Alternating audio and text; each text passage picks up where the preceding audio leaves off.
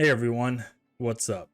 Today, I want to talk a little bit about single player in Diablo 2 and discuss what I found to be the most efficient way to level at the end of normal and nightmare difficulty.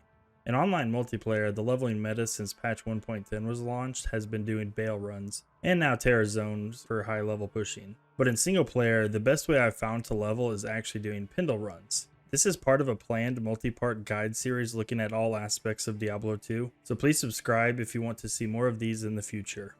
Before we dive too deep into this topic, a basic understanding of how offline player scaling and monster level experience scaling in Diablo 2 is needed.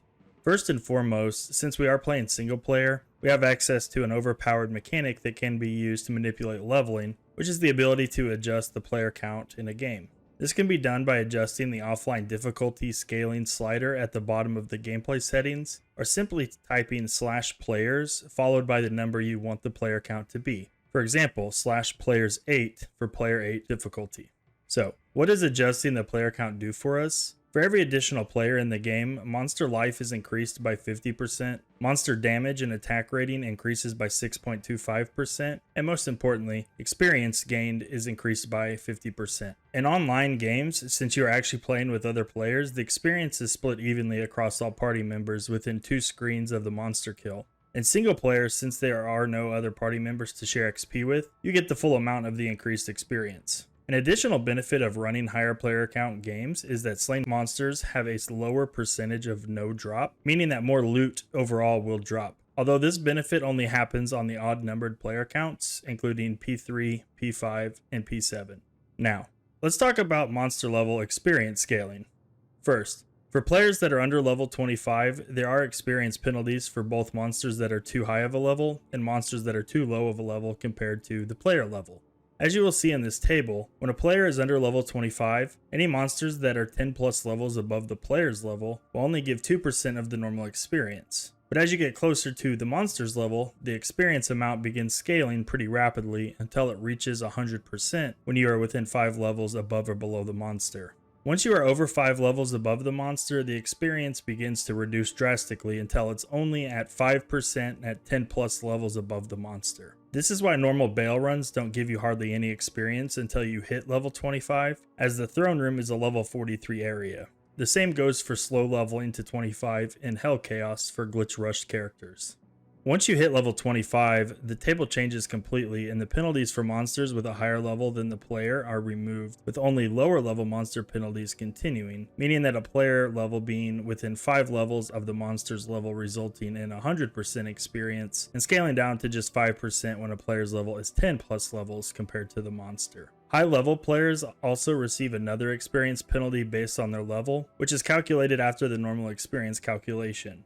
In this table, you can see that characters at level 70 still receive 95%, but level 98 characters only receive 0.59% of the allocated experience given. Prior to the terror zones being introduced, the highest level non-super unique or act boss monsters in the game were boss pack monsters in level 85 areas, which were level 88. This is why level 98 characters used to only be able to get any real amount of experience from Diablo, Neelathak, and Baal, as they are the only 3 monsters in the game with a less than 10 level difference from 98.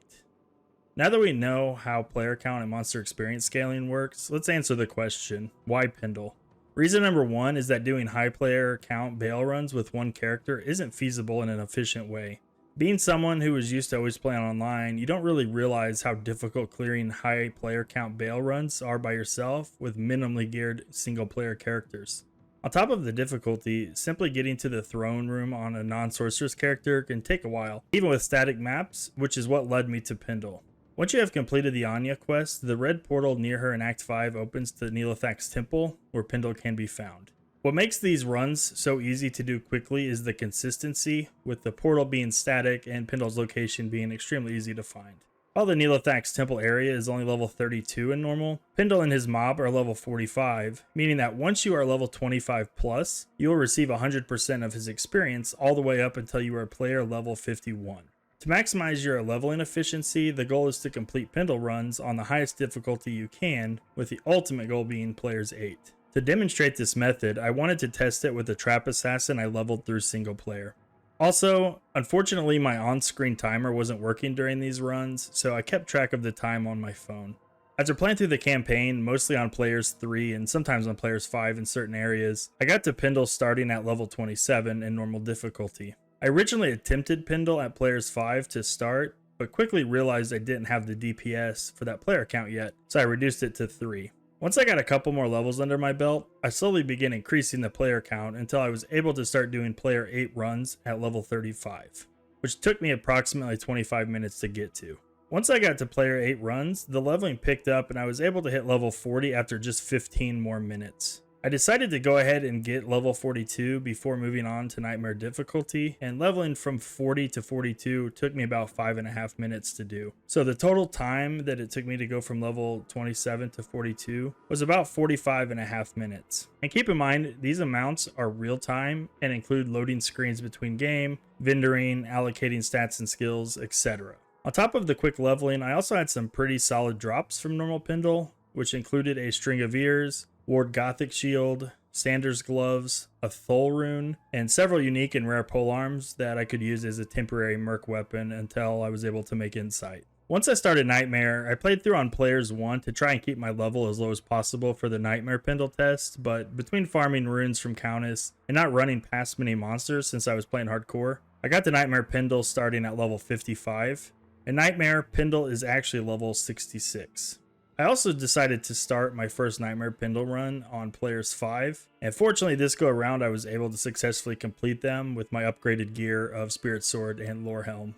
After a few levels I was able to jump up to player 7 games, and then quickly up to player 8 games, which resulted in going from level 55 to level 62 in approximately 20 minutes.